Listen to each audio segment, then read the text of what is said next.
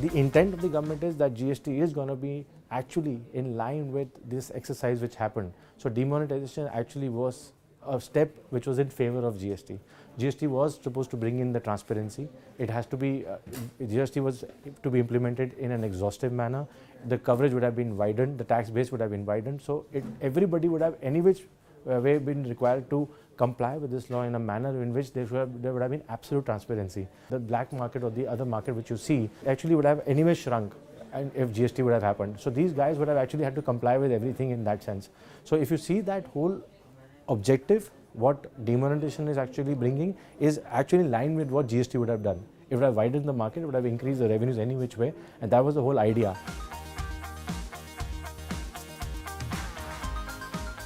This is the first time that government is actually, moving faster than how the industry is. And industry wanted at least 6 months' time from finalization of the law in order to, upgrade their IT network.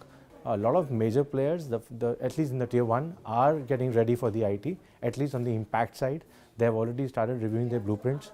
They are taking help of advisors, the specialists, and even the APIs. GSTN is already having talks with various solution providers, over 150 firms, which are going to be providing softwares, various kind of softwares for indirect taxes today. That discussion is very critical because they are already giving them live feed on what they should expect out of the GSTN, what kind of things need to change in terms of their data, master data, tax codes, etc.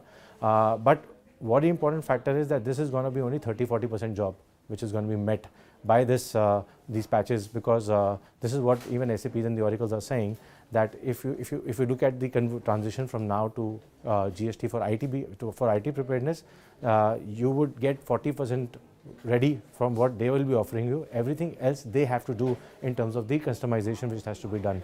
So a lot of ground has to be actually covered if they have to be in line with GSTN.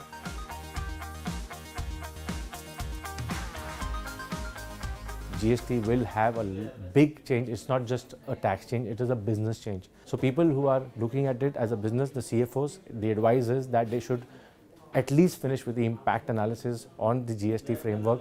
What is the impact on your business on this various facets of GST? What are the various opportunities that are coming out? Do you need to rejig anything? All of these things have to be taken together. The decision making has to happen in time. By the time the law gets finalized in the next couple of weeks or month, you should be ready with your impact analysis so that you are able to move into transition and implementing those changes. You are looking at a decentralized law, you're looking at every state becoming a common market, so the competition is going to be immense. When you're talking about GST having an inflationary impact, this is where businesses need to re-strategize, because if you are more competitive under GST and you're able to pass on those benefits, that has to be done as a plan, as a strategy right now. And even the law is very clear now. Government is planning to implement a provision on anti-profiteering. So that is going to be very critical for businesses.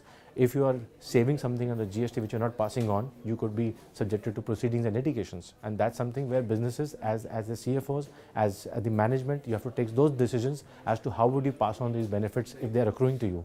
And to first assess whether there is any benefit or there is any loss which you're making and how to mitigate that loss. So these planning exercises have to be completed in time. And on the other side, I see IT's framework, which we just mentioned and which we just talked about, as the other large challenge. You need to obviously move these two things hand in hand, because if you have IT compliance framework, only then you will be GST compliant.